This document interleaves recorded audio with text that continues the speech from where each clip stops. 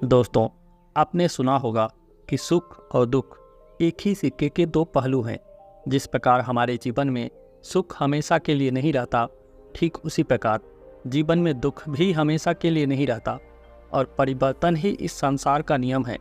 ठीक इसी प्रकार जो हमारे पास आज है वह हमारे पास कल नहीं रहेगा और जो किसी और के पास है वो भी उसके पास हमेशा के लिए नहीं रहेगा।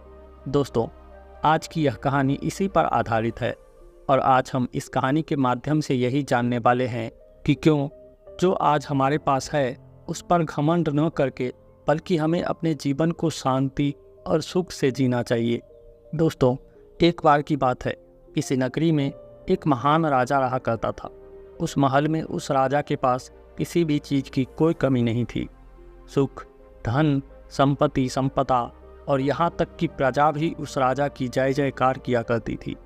एक दिन उस राजा ने अपने महल में सभी विद्वान पंडितों को एक साथ बुलाया और उनसे कहा कि बताइए, क्या कोई ऐसा मंत्र है जो हर परिस्थिति में, हर स्थिति में, हर जगह, हर समय, हर खुशी में, हर दुख में, हर हार में और हर जीत में, लगभग हर प्रकार के सवाल में बस वही एक उत्तर काम आता हो।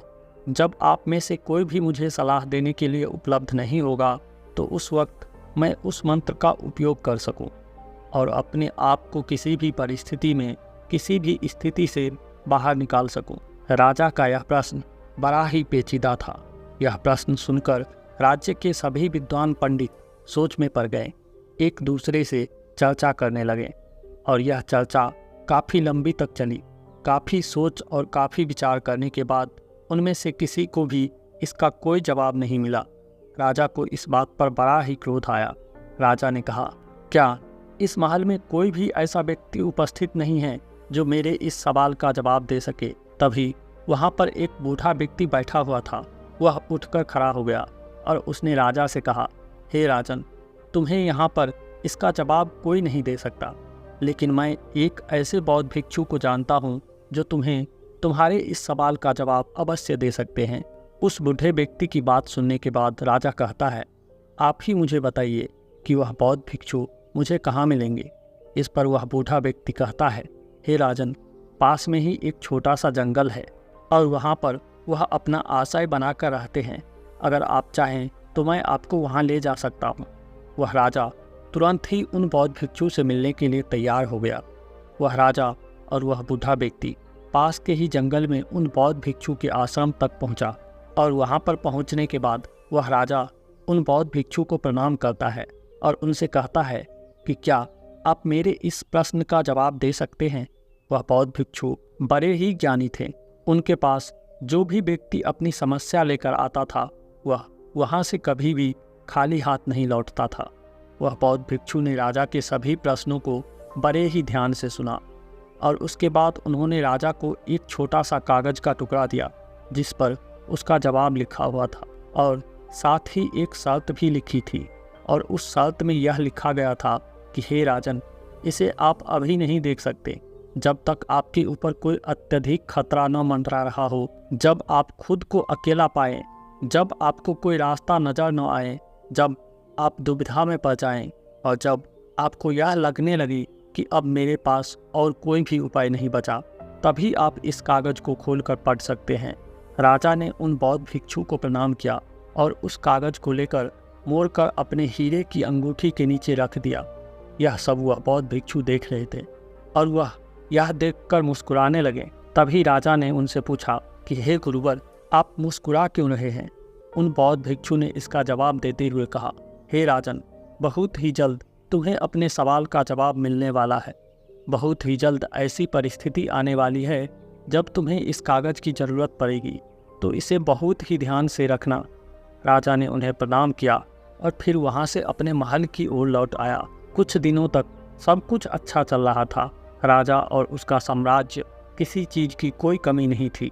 लेकिन एक दिन अचानक पड़ोसी राज्य के राजा ने राज्य पर आक्रमण कर दिया। राजा और उसकी सेना ने उनसे लड़ाई की, लेकिन राजा इस लड़ाई को हार गए। राजा को अपने घोड़े पर सवार होकर वहां से भागना पड़ा, लेकिन दुश्मन राजा ने उनका पीछा नहीं छोड़ा। वे उनका पीछा लगातार कर रहे थे और लगातार उनके करीब आते जा रहे थे। राजा अपनी जान बचाने के लिए लगातार भागते जा रहे थे। अचानक उन्होंने देखा कि उस सड़क का अंत हो चुका है और वहीं पर उन्होंने अपने घोड़े को रोक दिया। जहां पर वह खड़े थे उन्होंने देखा कि वह सड़क नीचे की तरफ जा रही है और करीबन 1000 फीट की गहराई पर पथरीली घाटी भी थी। अगर राजा ने अपने घोड़े को सही समय पर नहीं रोका होता तो राजा का अंत निश्चित था और फिर वह कभी भी वापस नहीं लौट पाते। लेकिन अभी भी शत्रुओं के घोड़ों की आवाज़ तेजी से बढ़ रही थी और अब राजा का दिल जोरों से धड़क रहा था। बेचैनी बढ़ती जा रही थी। राजा को कुछ भी समझ नहीं आ रहा था कि वह कहाँ जाए। कोई भी रास्ता उन्हें नहीं दिख रहा था। तभी अचानक राजा ने देखा कि उसकी अंगूठी में लगा हुआ हीरा धूप से चमक रहा है और उसी अंगूठी के नीचे राजा ने वह संदेश भी छुपा कर रखा था जो राजा को याद आ गया। राजा ने अपने हीरे की अंगूठी को निकाला और उस संदेश को पढ़ना शुरू किया। उस छोटे से कागज के टुकड़े में लिखा था कि यह समय भी गुजर जाएगा।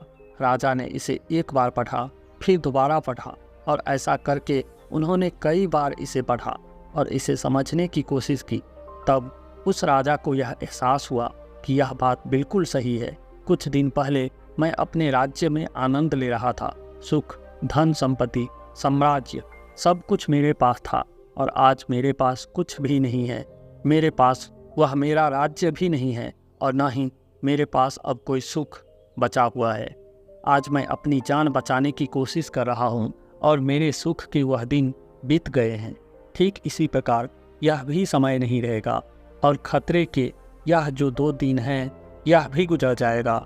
इतना समझते ही उन राजा के चेहरे पर उनके मन में एक अजीब सी शांति मिल गई। वह राजा वहीं पर खड़ा हो गया। उसने इससे सुंदर जगह आज से पहले कभी नहीं देखी थी। वह प्राकृतिक सौंदर्य से भरपूर थी। उसे कभी नहीं पता था कि इतनी खूबसूरत जगह भी उसके राज्य का एक हिस्सा है। राजा को वह संदेश समझ में आ चुका था जिससे राजा के मन को बड़ी ही शांति मिली। राजा यह भी भूल चुके थे कि उनके शत्रु उनका पीछा कर रहा है। राजा वहीं पर बैठकर कुछ देर आराम करते हैं। कुछ देर बाद उन्हें यह एहसास हुआ कि उनके पीछे उनके शत्रु लगे हुए थे जिनके घोड़ों की आवाज़ तेजी से बढ़ रही थी, लेकिन अब वह धीरे धीरे कम हो रही है।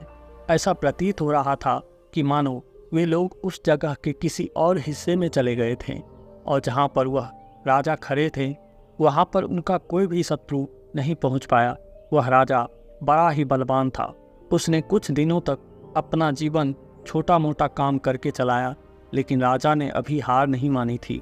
राजा ने अपनी सेना को फिर से इकट्ठा किया, युद्ध के लिए तैयार किया और शत्रुओं पर आक्रमण कर दिया। अब की बार राजा की सेना ने फिर से बहादुरी से लड़ाई की और राजा इस बार शत्रु को पराजित कर दिया। राजा अपने साम्राज्य को वापस पा चुका था। अब जब वह जीत के बाद साम्राज्य में लौट रहा था तो पूरा राजधानी में उसका बहुत धूमधाम से स्वागत किया जा रहा था। जीत की खुशी मनाई जा रही थी। हर कोई उत्सव मना रहा था। हर घर के लोग राजा के ऊपर फूल बरसा रहे थे। लोग नाच रहे थे, गा रहे थे। तभी अचानक राजा के मन में यह एहसास हुआ कि वह सबसे बलवान राजा है। वह सोचने लगा कि मैं सबसे बहादुर हूँ और महानतम राजाओं में से एक हूँ। मुझे हराना संभव नहीं है। इस तरह का स्वागत और सत्कार देखकर राजा के मन में अहंकार उत्पन्न होने लगा। तभी अचानक वह हीरे की अंगूठी धूप में फिर से चमकने लग गई। राजा को फिर से याद आया कि उसके नीचे एक संदेश है। राजा ने उस अंगूठी को निकाला और उस संदेश को फिर से पढ़ा। उस संदेश में लिखा था कि यह वक्त भी गुजर जाएगा। वह राजा बिल्कुल मौन हो गया। उसके मन में फिर से एक शांति सी छा गई। राजा का चेहरा अहंकार से पूर्ण परिवर्तन से होकर गुजरा।